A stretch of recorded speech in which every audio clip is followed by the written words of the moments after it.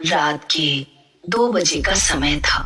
राजन अपने दोस्त अभिमन्यु के साथ मुंबई से दिल्ली अपनी कार से जा रहा था। अभिमन्यु लगातार 9 घंटे से ड्राइव कर रहा था। लगातार ड्राइव करने की वजह से उसे बहुत थकान महसूस हो रही थी। अभिमन्यु, मुझे लगता है कि हमें राजस्थान से शॉर्टकट होकर दिल्ली जाना चाहिए। 2 घंटे पहले ही पहुंच जाएंगे। और वैसे लगातार कार ड्राइव करते करते मेरी हालत खराब हो गई है और ऊपर से पेट्रोल भी बहुत कम हो रहा है। हाँ यार, यहीं कहीं आसपास पेट्रोल पंप भी नहीं दिखाई दे रहा, इसलिए कहता हूँ राजस्थान होते हुए शॉर्टकट ले ले। वहां पर जरूर कोई ना कोई पेट्रोल पंप हमें दिख जाएगा। अभिमन्यु ने गाड़ी राजस्थान की ओर जाने वाले हाईवे पर मोड़ ली। लगभग 1 घंटे बाद अर्जुन और अभिमन्यु तेजी से गाड़ी ड्राइव करते हुए माधवगढ़ के एक सुनसान गांव की ओर से गुजर रहे थे कि तभी उनकी नजर एक पेट्रोल पंप पर पड़ी। अचानक अभिमन्यु की कार झटका देते हुए रुक गई। अर्जुन की आंख लग चुकी थी। कार अचानक रुकने से अर्जुन नींद से जागते हुए बोला, क्या हुआ? अरे दिखाई ही नहीं दे रहा है क्या? सामने पेट्रोल पंप है और कार में सिर्फ इतना ही पेट्रोल बचा है कि ये 20 से 30 किलोमीटर दूर ही चल पाएगी। एक पल को तो मुझे लगा जैसे कि एक्सीडेंट हो गया हो। अरे कार मैंने नहीं रोकी अर्जुन, मेरी नजर ही इस पेट्रोल पंप पर पड़ी थी और कार अपने आप झटका देते हुए रुक गई। लेकिन जो भी हुआ अच्छा हुआ, पेट्रोल तो हमें कहीं ना कहीं से डलवाना ही था ना। अभिमन्यु और अर्जुन कार से बाहर निकल आए। उन्होंने देखा उस पेट्रोल पंप पर एक भयानक और अजीब सा सन्नाटा छाया हुआ था। अरे यार, यहाँ तो मुझे कोई नहीं दिखाई दे रहा। कहीं ये पेट्रोल पंप बंद तो नहीं पड़ा? यानी बंद तो नहीं है, क्योंकि सामने ऑफिस तो खुला है और लाइट भी जल रही है। और वो देख, इस पेट्रोल पंप के अंदर तो एक छोटा सा रेस्टोरेंट भी है, उसके अंदर की भी लाइट जल रही है। मगर मुझे लगता है कि उस रेस्टोरेंट के अंदर भी कोई मौजूद नहीं। अरे तो इसमें टेंशन वाली क्या बात है? अपने हाथों से पेट्रोल डाल लेंगे, इतनी रात में कौन देखेगा हमें? क्या पेट्रोल पंप के कर्मचारी ने हमें देख लिया तो वो हमें चोर समझेंगे? पेट्रोल पंप के आसपास इंसान तो क्या, एक चूहे का बच्चा भी नजर नहीं आ रहा। तभी उन दोनों के कानों में पीछे से किसी व्यक्ति की भारी आवाज टकराई। कौन हो तुम? उस आवाज को सुनकर वो दोनों चौंक कर पीछे की ओर देखने लगे। उन दोनों के सामने अजीब से चेहरे वाला एक व्यक्ति खड़ा हुआ था। यार, इसकी शक्ल तो बड़ी भयानक लग रही है। ऐसा लग रहा है जैसे कि शमशान घाट की चिता से अभी अभी उठकर आया हो। हाँ यार, बोल तो बिल्कुल सही रहा। मैं खुद पहली नजर में इसकी शक्ल देखकर डर गया था। लेकिन हमें सिर्फ पेट्रोल डलवाना है और यहाँ से निकलना है। इतना बोलकर अभिमन्यु उस कर्मचारी से बोला, अभी कुछ सेकंड पहले आप कहाँ पर थे? हमें तो आसपास कोई नहीं दिखा था। अपने काम से काम रखो साहब। कहो, किस काम से आए हो? अरे पेट्रोल भरवाना है, टैंक फुल कर दो। अभिमन्यु के कहने पर वो पेट्रोल पंप का कर्मचारी पेट्रोल डालने लगा। तभी अर्जुन की नजर उस पेट्रोल पंप की जमीन पर पड़ी। अर्जुन बुरी तरह से डर गया। अभिमन्यु, अरे नीचे देख, ये तो खून के धब्बे हैं। तभी उन दोनों के कानों में उस कर्मचारी की आवाज टकराई। टैंक फुल हो गया साहब, अब आप लोग जा सकते हैं। वो कर्मचारी देखते ही देखते उन दोनों की आंखों के सामने से गायब हो गया। ये देखकर अभिमन्यु और अर्जुन की आंखें दहशत से फटी की फटी रह गई। लगता है हम दोनों गलत जगह आ गए हैं। वो दोनों तुरंत कार के अंदर बैठ गए। अर्जुन ने अपनी कार हाईवे पर दौड़ा दी। अभिमन्यु को कार ड्राइव करते हुए 1 घंटे से ज्यादा हो गया था, मगर रास्ता था जो खत्म होने का नाम भी नहीं ले रहा था। तभी अचानक अर्जुन की नजर एक और पेट्रोल पंप पर गई। यार, ये पेट्रोल पंप हमें कुछ जाना पहचाना नहीं लग रहा। जरा गाड़ी रोक। अबे पागल हो गया क्या? हमें यहाँ से निकलना है, देखा नहीं तूने? कि किस तरह से वो पेट्रोल पंप वाला देखते ही देखते हमारी आंखों के सामने गायब हो गया था। अरे मेरी बात को समझने की कोशिश क्यों नहीं कर रहा? एक सेकंड के लिए गाड़ी रोक के तो देख। अर्जुन की बात सुनकर अभिमन्यु ने अपनी कार रोक दी। वो वही पेट्रोल पंप था जिस पेट्रोल पंप से वो लोग भागे थे। आंखें फाड़े उस पेट्रोल पंप को देखे जा रहे थे कि तभी उनके कानों में उसी कर्मचारी की आवाज टकराई। अरे तुम मुझे पेट्रोल के पैसे नहीं देकर गए थे साहब। उन दोनों ने जैसे ही खिड़की के सामने देखा तो वही कर्मचारी अपनी भयानक शक्ल लिए हुए उन दोनों को देख रहा था। कुछ ही पलों में अर्जुन और अभिमन्यु की चीख सन्नाटे को चीर गई। इस घटना के 3 महीने बाद शाम के 5 बजे एक कार तेजी से माधवगढ़ के हाईवे पर दौड़ रही थी। कार के अंदर 3 लोग सवार थे, करण, नंदिनी और विजय। वो तीनों पुलिस वाले थे जो 3 महीने पहले लापता हुए अर्जुन और अभिमन्यु की जांच कर रहे थे। कार विजय ड्राइव कर रहा था और विजय को ड्राइव करते हुए काफी देर हो गई थी। यार पीछे हम पिछले 6 घंटे से इस हाईवे पर अपनी कार को दौड़ा रहे हैं, मगर यहाँ तो सन्नाटे और वीराने के अलावा कुछ भी नहीं है।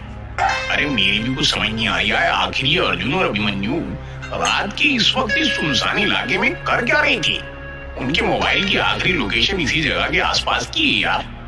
नंदिनी जो कि कार के पीछे वाली सीट पर नींद की झपकी ले रही थी, अचानक से बोली, पता नहीं वो लोग जिंदा हैं भी या नहीं। अरे कमोन नंदिनी, ऐसे नहीं बोलते। अभिमन्यु और अर्जुन जैसे भी थे, वो हमारे दोस्त थे। हाँ, 1 नंबर के रिश्वतखोर। अरे लोग मुझे आकर शिकायत करते थे उनके बारे में। तो तुम क्या चाहती हो? अगर वो दोनों रिश्वत लेते थे तो क्या उनकी छानबीन नहीं की जाए कि आखिर वो कहाँ लापता हो गए? क्या विजय ठीक कह रहा है नंदिनी। डिपार्टमेंट में हर दूसरा आदमी रिश्वत लेता है और हर कोई तुम्हारे जैसा ईमानदार नहीं होता। तभी कार बुरी तरह से झटका देती हुई अचानक रुक गई। विजय को ऐसा महसूस हुआ जैसे कि कार किसी अदृश्य वाहन या किसी दीवार से टकराई हो। विजय का शरीर पसीने से नहा उठा। करण और नंदिनी भी बुरी तरह से घबरा गए। क्या हुआ? कार किससे टकराई?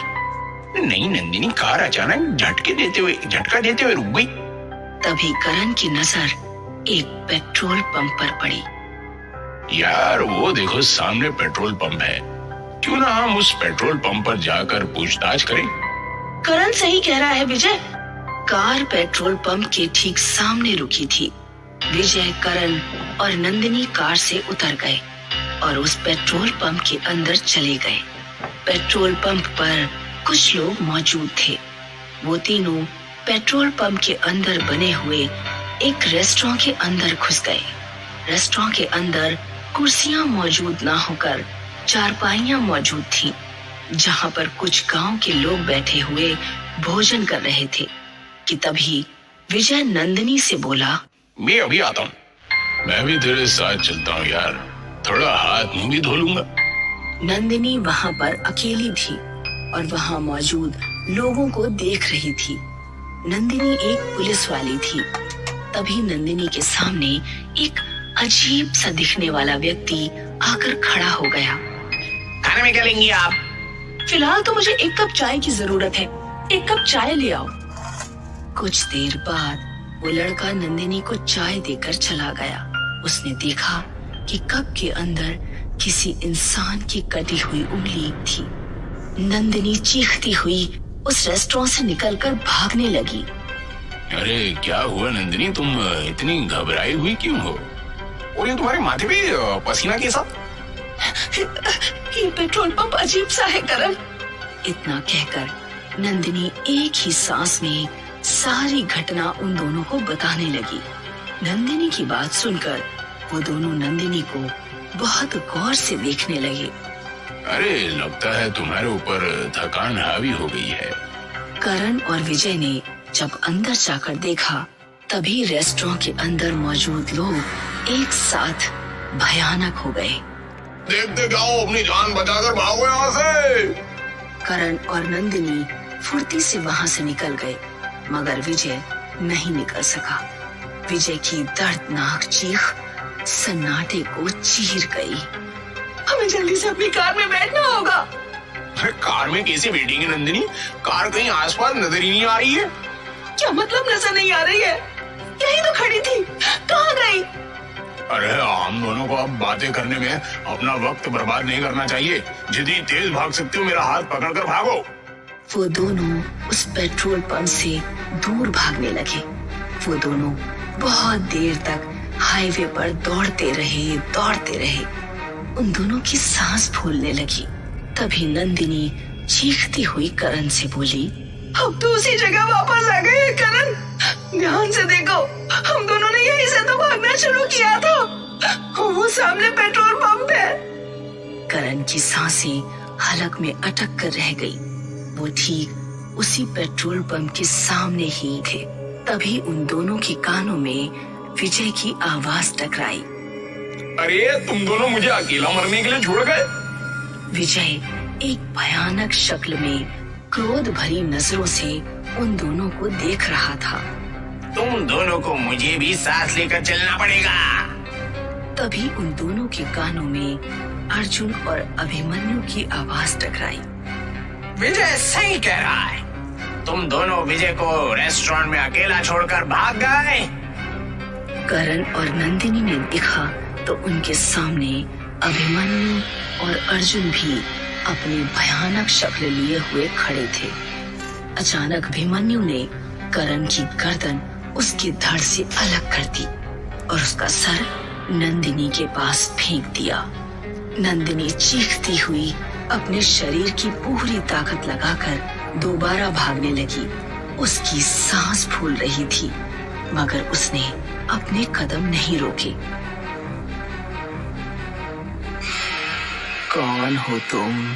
नंदिनी ने एक ही सांस में कांपते हुए सारी घटना उस बूढ़ी स्त्री को बता दी। अब तुम यहाँ से नहीं जा सकती बेटी। क्या मतलब मैं यहाँ से नहीं जा सकती? बड़ी बेवकूफ लड़की हो। तुम तीनों उसी वक्त मर चुके थे जिस वक्त तुम्हारी कार झटका देते हुए रुकी थी। वो कार रुकी नहीं थी, बल्कि उस कार का एक्सीडेंट हुआ था। क्या बकवास कर रही हो तुम? कार का एक्सीडेंट कैसे हो सकता है? बूढ़ी स्त्री नंदिनी का हाथ पकड़कर वो एक कार के पास ले आई। गौर से देख इस कार को लड़की, ये किसकी कार है? नंदिनी उस कार को फटी फटी आंखों से देखने लगी। वो कार उसी की थी। उसने देखा उसकी विजय और करण की लाशें पड़ी हुई थी। तुम तीनों की मौत यही हो गई थी। इस पेट्रोल पंप को देख रही हो?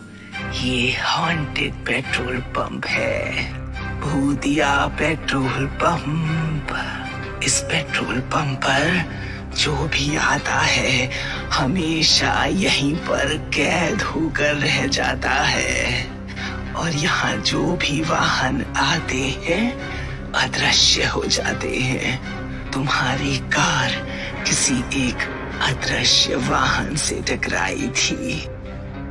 अगले दिन न्यूज़पेपर में नंदिनी, विजय और करण की फोटो छपी हुई थी और सभी जगह चर्चा थी कि एक बार फिर उसी हॉन्टेड पेट्रोल पंप पर 3 लोग लापता हो गए। ये क्या रहस्य है, कोई नहीं समझ पाया। और शायद कुछ रहस्य हमेशा रहस्य ही रहते हैं।